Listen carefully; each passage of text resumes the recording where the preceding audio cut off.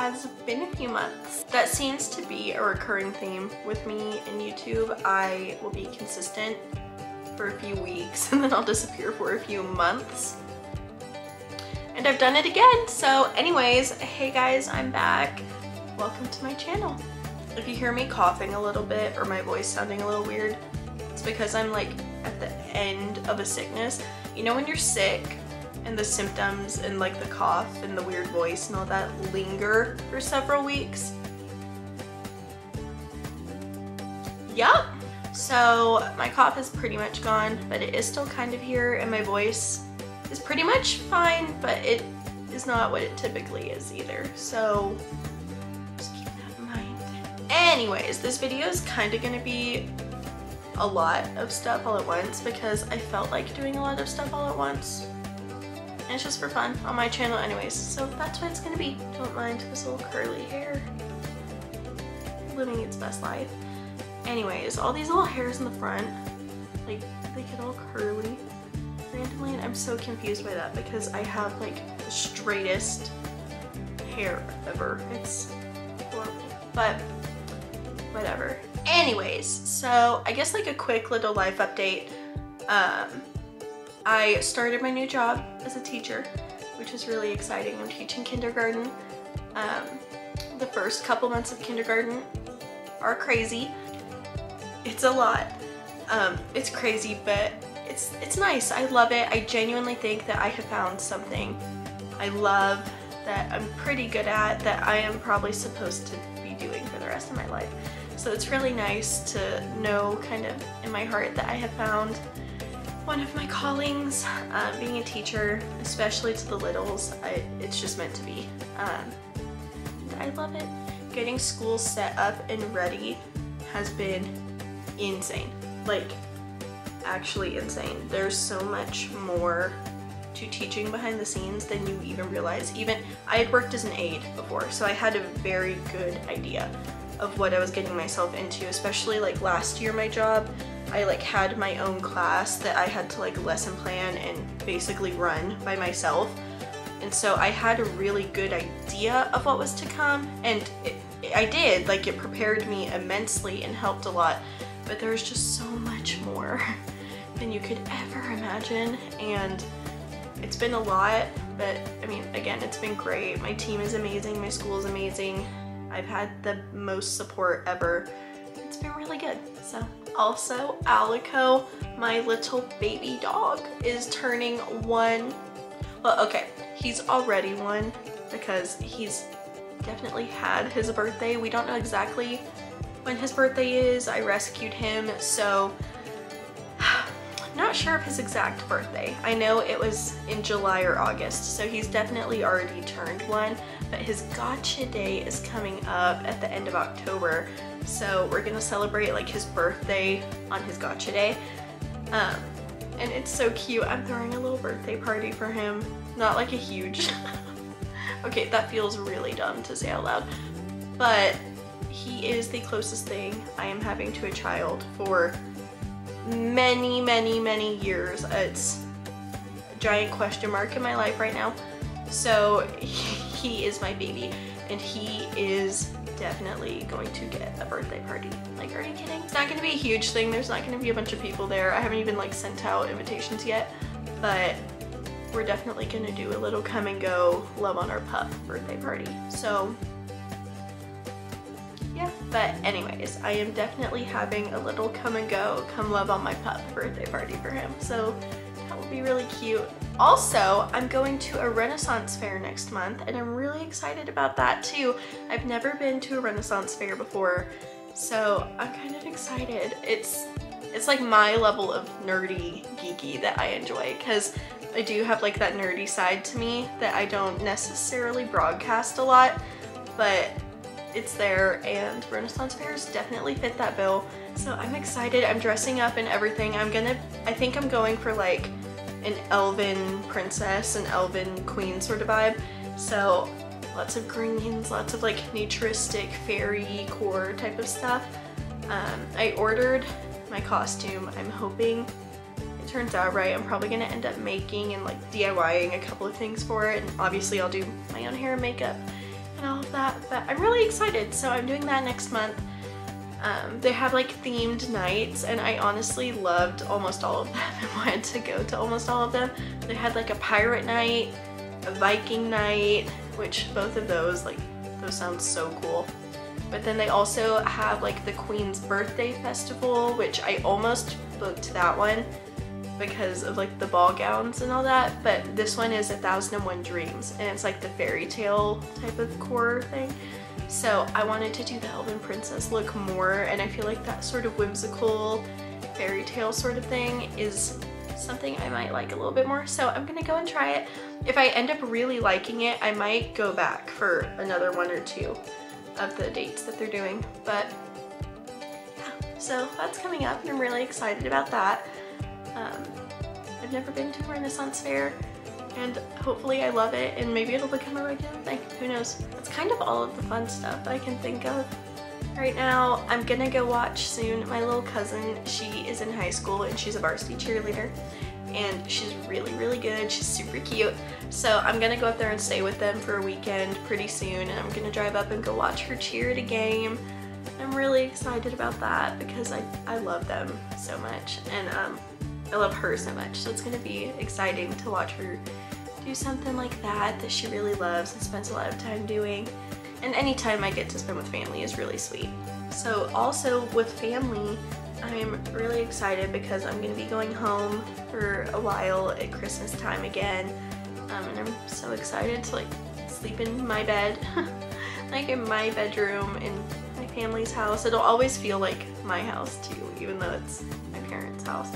So I'm really excited to kind of go home and be there for a little bit, see my brother and Brissa and my mom and dad and my friends and everything. It'll be nice. My pets, my Luna.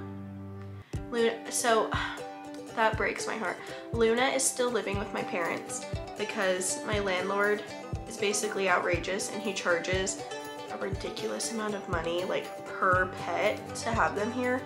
So I can't have both of them, and Luna scratches a lot, and while I will probably just put those kitty claws on her that she used to have, like her little glitter nails, it's so funny. Y'all, I dress up my pets like they're my kids, I swear. But she normally has like her little manicure with the little kitty claws that cover her nails so she can't scratch. But I didn't want to risk that in a rental where she could seriously like destroy something, and it would be on me to pay for that. So she's with my parents until I have a permanent situation, which might be coming sooner rather than later. There are a couple of options being explored right now. It's no secret that like I've been kind of dealing with some spiritual warfare stuff. I've been pretty open about that, especially in my testimony video, which if you haven't seen that yet, definitely go check out my testimony video. But I've been really transparent about some struggles I've been having, and you know, being isolated away from my family has not been good for me. Not gonna cry. I'm not gonna cry about it. I just basically have been struggling a lot for a year and a half or so with spiritual warfare and stuff. I don't want to say it's a constant battle, because I feel like people who have experienced like that spiritual warfare with like your demons, you understand what that's like. It's not a 24/7 thing all the time. You sometimes are fine for weeks, and then it'll hit again, and like they'll just be attacking you really hard. And I've definitely had moments where it's like a couple weeks will go by and I'm good, I'm great, I think I've shaken off whatever I had going on, and then there will be a week or two where it's just like every single day I'm trying to just wake up that morning and have a good day, and not do something like giving into my demons. So it's hard. I'm not gonna pretend it's not hard, but I definitely have support and love in that area. So I'm just praying about that, and we're gonna see what happens with all of that. But anyways, so that, oh, another thing, this is not for sure because I'm not sure, but I might get a tattoo in the near future. I've always loved tattoos on other people. I adore tattoos. I think they look so cool. But I've always said, like, I don't know that I'd ever get one. I don't know what I would get. I don't know where. I have no idea really. But I think I have found something that I really love that has a lot of meaning to me. And I might end up doing that, but I also might not. So if you never see or hear about a tattoo ever again, just be like, oh, it's Taylor being Taylor. She thinks of something and disposes of it 10 minutes later. But I might. I've really been thinking about this one, and I might. Because I finally, like I said, I finally found something I really do love. So stay tuned for that, I guess. You can follow me on Instagram if you want to keep up with that whole journey to see if I get one or not. My Instagram is @TNThouse. Because I'll definitely post it if I do end up getting one. So yeah. And I will be posting pictures from the Renaissance Fair and Alika's birthday party and all the things on there. So, oh, another update. I think I went to Oregon and back to California since I last posted a YouTube video. I went to Oregon and I stayed with Aaron and Deanna. I was visiting them and it was really sweet. I loved it. I loved their little area in Oregon that they live in. It's super great. It's kind of a little tourist area, but because of that, there was a lot of cool stuff. The nature there is so beautiful. Oh my goodness. We went on a couple of different hikes and like a walk, and they were so pretty. I was not prepared for hiking, by the way that I thought I would be. I've never really been hiking, so my first time hiking was not glamorous. I was not prepared. Definitely almost fell off a cliff and died. That's a whole nother thing. But I'm not kidding either. That's the funny part. But yeah, aside from that, it was great. I loved it. I went to Oregon and loved it and would love to go live there forever now because it's gorgeous and the air. Okay, I don't know if anyone else will know what I'm talking about. If you have asthma, you probably definitely will understand. The air there was crisp. Like, breathing felt really good there. For those of you that don't know, I have asthma. I've always had asthma. And the air quality in the places I live in has not been the best ever. But Oregon's air was so clean. Like, breathing felt good. I don't know how to explain that other than like every time I took a deep breath, it felt like crisp, but like in a good way. Like it was like stinging, but in a way like, I don't know. Like it felt like I was like popping bubbles in my chest. Like it felt so good. I was like, ah, this is what breathing real clean air feels like. It was so good. That was probably the weirdest way I could have explained the clean air there, but oh well. So yeah, and then after Oregon, I went to California only for a week. It was not very long at all. But I went to California and saw some family, met some new little family, and had a good old fun time.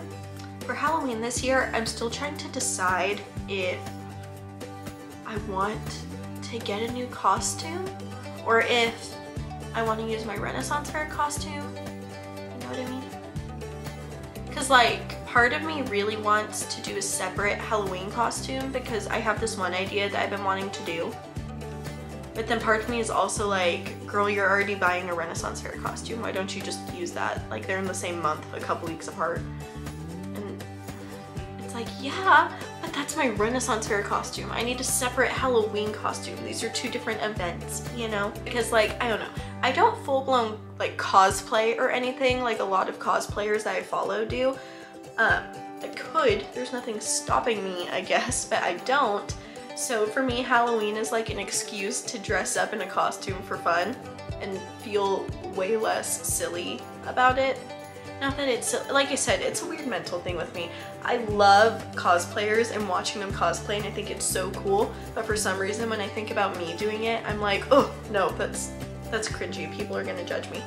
So anyways, that's a long rant about nothing essentially. So that's all I can think of right now for like a little life update situation without going into too much. So yeah, that's a little life update. So for the second part of this video, I kind of wanted to do another like reading your scary stories thing. I really like those videos. And again, it's like spooky season now. So a lot of people have a lot of really strong opinions about spooky season, Halloween, scary stuff regarding like Christians and Christianity. I'm 100,000% a Christian, and I 100,000% believe that it's okay to celebrate spooky season or Halloween in your own way, as long as it's a God-honoring way. I think that as Christians, I want to be really conscious of the fact that I understand where Christians are coming from when they say they are uncomfortable with, you know, Halloween or spooky season or any of that sort of stuff regarding like scary and like, you know, the like Halloween stuff like ghosts, witches, scarecrows, all that. Understand where they are coming from. However, I also, from my standpoint, I guess as a Christian, I think it is our job, our place as Christians, to go into the world, the broken, sinful world that will take anything and make it ugly if we let it. And it's our job to go and reclaim things in God's name, to reclaim things in purity and in light. And for me, in Halloween, I celebrate Halloween by dressing up in a costume. And I put little pumpkins and little ghost and little witch and bat decorations up in my classroom or around my house. I think it's okay for kids to go trick-or-treating with adult supervision, to go to trunk or treats, you know, all those little things that make Halloween fun and wholesome, and more so just like a little family event that's rooted in fun. I think the issue lies in it becoming more sinister by nature. Like, for example, scary movies. I'm not saying that those are sinful. My best friend, oh my goodness, she is a horror movie fanatic. She loves scary movies. For her, she can watch those and be unfazed, and it's fun, it's fine, it's just another thing she enjoys, and for her that's great. For me, I feel dark, scared, convicted when I watch scary movies. So that's an example of something where for her, it's fine, it's not a sin, it's fine. For me, I interpret it for me to be a sin to watch scary movies because of how it makes me feel. That's not anything that's in the Bible where it says scary movies shall not be watched. You know, it's not that she's doing it wrong and I'm doing it right, or she's doing it right and I'm doing it wrong. It's that certain things I think are up for personal conviction, and just because it may be a sin for you doesn't mean it's a sin for someone else. So like, I can't watch scary movies because for me it feels sinful. She can, that's great. I celebrate Halloween in my own way, and I do not feel sinful, I do not feel convicted because I am not participating in satanic activities. For other people, maybe they feel convicted in a different way, and anything regarding Halloween makes them uncomfortable. And that's okay. We all have different convictions, and that is okay. We just need to be conscious and respectful of some of those trickier subjects to tackle. So as I said, my version of Halloween is like giving candy out to my students, decorating lightly and making it colorful and fun, maybe with a couple ghosts or pumpkins, and then I like to dress up in a costume, basically because it's an excuse to dress up in a costume. I'm not out doing sacrifices in the woods. Two different versions of Halloween that people celebrate. So I do enjoy my own kind of kid family version of Halloween, and I will continue to. So going off of that, last year I did like a reading your paranormal encounters sort of story, but I really wanted to do another video kind of like that, where it's not just paranormal things, it's like any scary experiences. Because I listen to some YouTube channels, like shout out to Blue Spooky, Southern Cannibal, Mr. Nightmare. I listen to some of those channels where they share people's real life encounters that were scary, like, you know, home invasions, attacks, being stalked, you know, just random people's real life stories that they send in. And I really like listening to those. It makes me feel safe, like more prepared and aware in a weird way. So like listening to someone's story about their home invasion and what led to it and what they could have done better makes me more conscious. It makes me feel safer knowing that I'm probably doing something better and more proactive to keep myself safe, if that makes sense. So I like to listen to people's real life encounters, and I wanted to do a video where I share maybe some paranormal stuff, but also people's real life encounters. So I went on Reddit and I posted and asked that people share their stories for my video if they felt led to, and some of them did. So we're gonna go through this and kind of read some of their stories, and that'll be my video for today, like a little life update and then some stories to kick off spooky season. So let's get into it.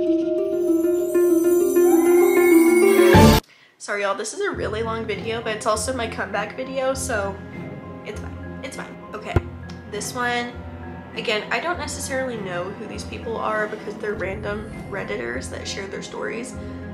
So just keep that in mind. I have no idea who these people are.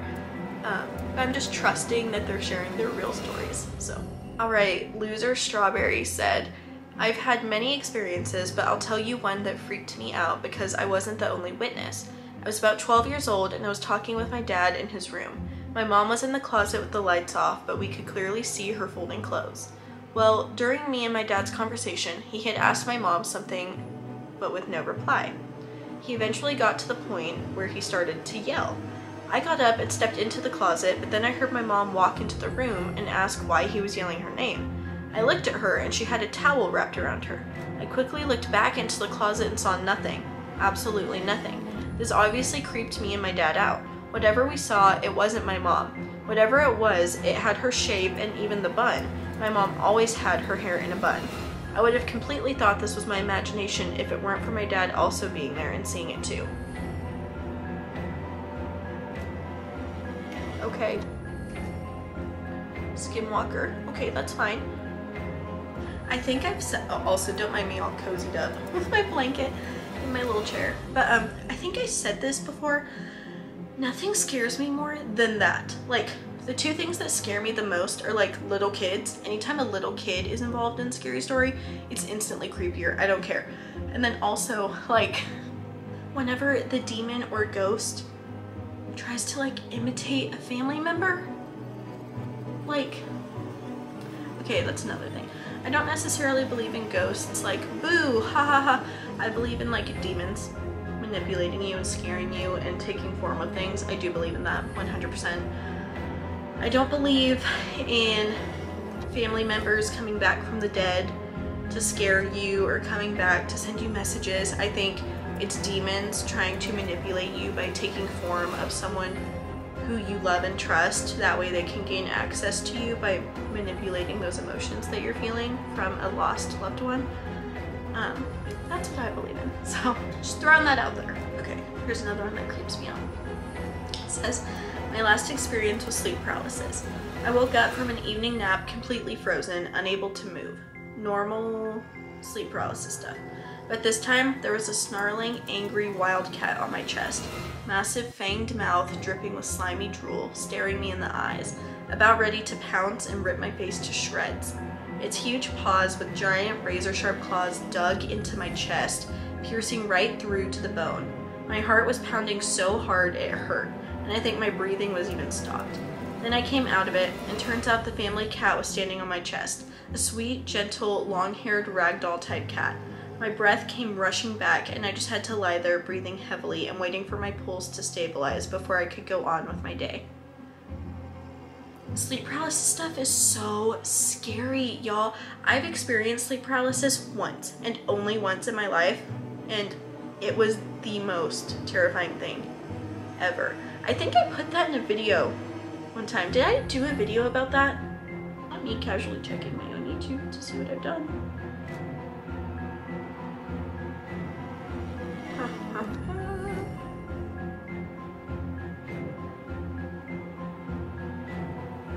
Did I?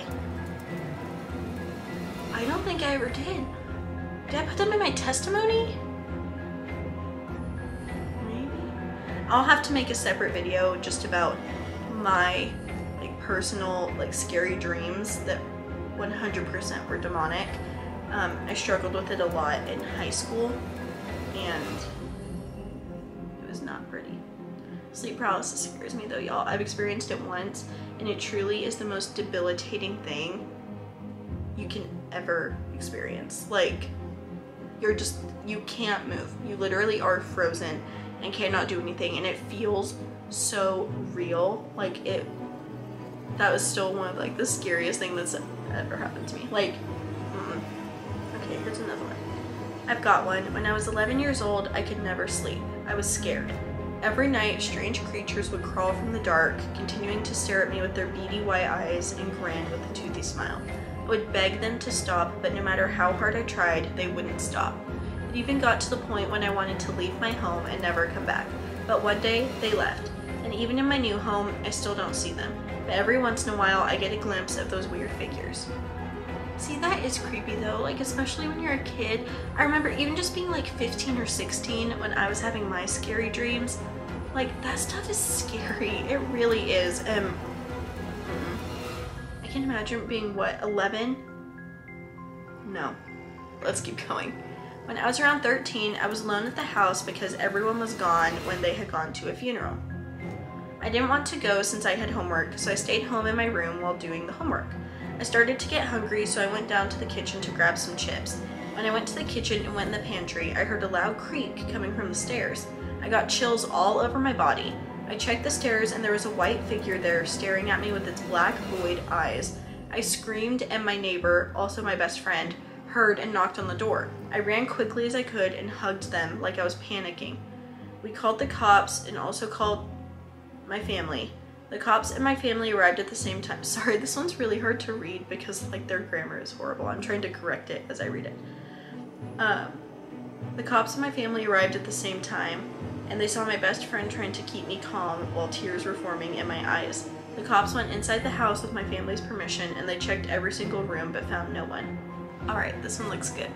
My family and I were on the sea. We settled in a house in which the ceiling and walls of the living room and the kitchen were glass, that is, so you could see someone in the yard. This house also had 2 bedrooms, and since there were only 5 of us, me, my parents, aunt, and grandma, I had to sleep with my mom. I was 6 or 7. I didn't mind. Well, it was the night, close to 1 a.m., and I woke up from the fact that something was flowing down my arm. It was blood from a scar that someone or something made. My mom had been sleeping for a long time, and I decided not to wake her up to go and try to solve all my problems by myself. When I went to the living room, I saw some figure flash past the window. It was an uncomfortable feeling, and I was scared. I ran to the front door to check if it was closed. It was not closed and almost ajar. I closed the door as best I could and ran to the room to wake my mother. I woke her up and I told her everything. As a result, the whole house woke up. My family decided to go to the owner in the morning, as he had access to the cameras of this house. On the video recordings, it was shown how I walked and opened this door myself half an hour after I got up. We determined the hour when I got up due to the fact that I really wanted to check the door later. But no one entered the house. I still don't understand what it was, and I still don't remember waking up twice. So, did they like sleepwalk basically and like hurt themselves? Is that what they're saying? That's creepy. I don't think I've ever sleepwalked. Not like for real, at least. I remember one time my mom was up watching TV late one night, and like she'd made us go to bed already. I was little. I was like 7 or 8 maybe. But my mom was up watching TV, and I remember I wanted to stay up with her and watch TV with her because like I love my mom, y'all. She's always been my best friend. And I remember I wanted to stay up and hang out with her, and I was so mad she made me go to sleep. So I tried to like fake sleepwalk into the living room, and I got up and I was like walking like, ooh, like trying to act like I was sleepwalking. My mom was like, Taylor, go to bed. And I just like was committed to the role, and I went and I sat right next to her on the couch, and I had my eyes all big, and I remember trying to like convince her I was sleepwalking, and then she got mad at me and I had to go back to bed. But the effort was there. This one's really short but really scary. It says, a little while ago, I was at some land I was working on. When the sun started to go down, I was sitting by a fire I had made, and I turned and saw 3 white hooded figures staring at me, so I booked it to my car and got the hell out of there. Okay. Valid. Valid. Alright, this one's another shorter one, but it looks good. I was at my aunt's house for a dinner party with lots of other people. It was nearing the end of the party when we all heard some noise and yelling coming from outside. A lot of people went outside to see what it was. There was a guy scarily close, but he was at least across the street from the house. If you come outside of the door and out of the garage, he was on the left across the street by the light post. Also, he was higher up since the house was on a hill. We all went to check it out, and he was yelling crazy nonsense on how he was going to kill us. We all went back inside and heard noises again. We all went outside again, and he was again across the street yelling, except this time he literally had a machete.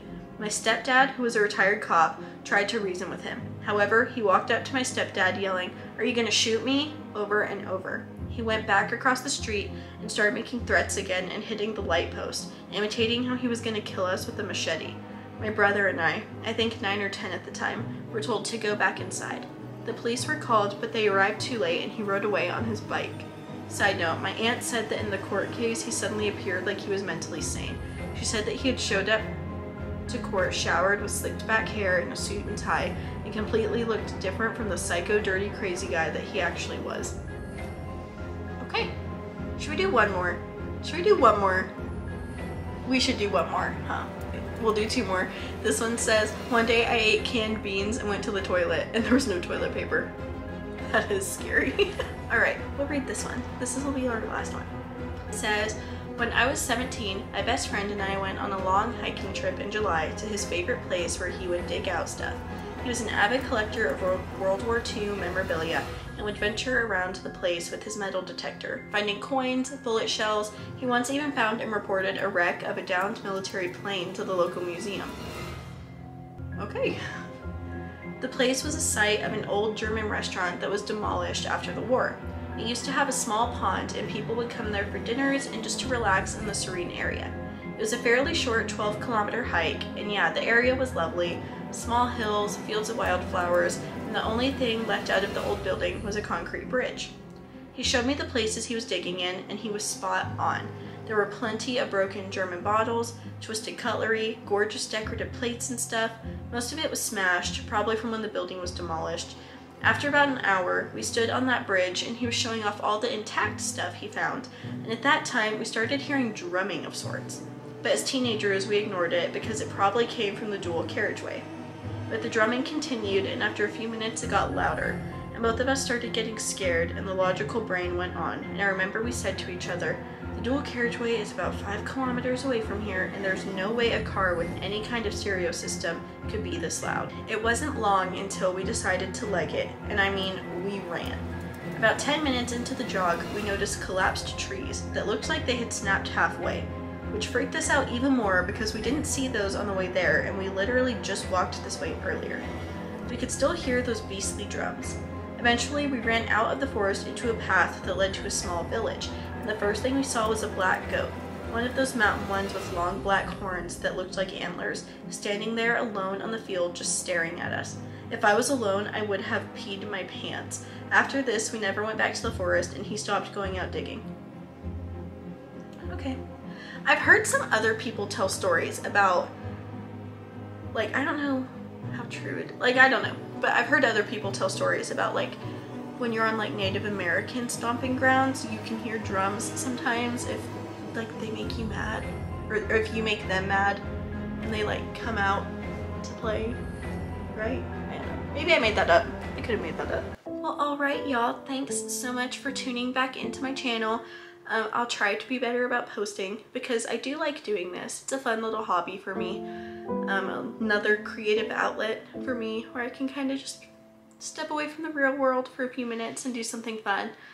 I know this was a little bit of like a mixed genre video because it was kind of like a little chit chat, life update, scary story reading adventure, but I hope y'all enjoyed it. Let me know what y'all want to see next from me. I have some ideas.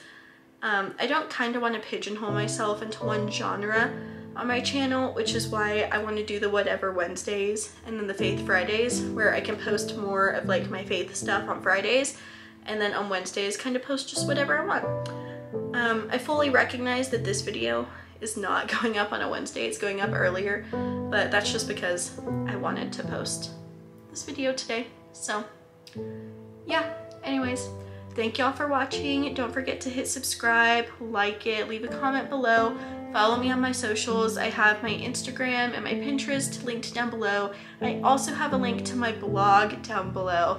Fun fact, I am writing a book right now.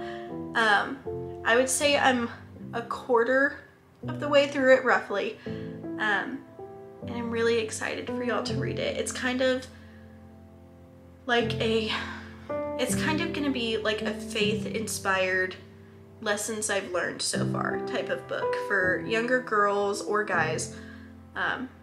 Just about life lessons and some of the wisdom I've gained through some of the stuff I've gone through in my life, because I think we all downplay some of the experiences we've had due to our age a lot and don't necessarily see the little nuggets of wisdom until a later age, and I don't want to do that. I want to remember them and share them and guide with them, because the pain and the struggles and all the hard stuff is definitely for a purpose. And yeah, so if you want a little hint about what the book is about, I put it in my Instagram bio right now. It's a little phrase that is in my book, and it basically says, "All along I've been blooming." So if that gives you any little hints about what it might be about and that's something you're interested in, cool. Keep an eye out on that. Make sure you're following and keeping up with my stuff so that you can see more about my book when I have more to share. And yeah, thanks for watching, and I'll see y'all later. Bye.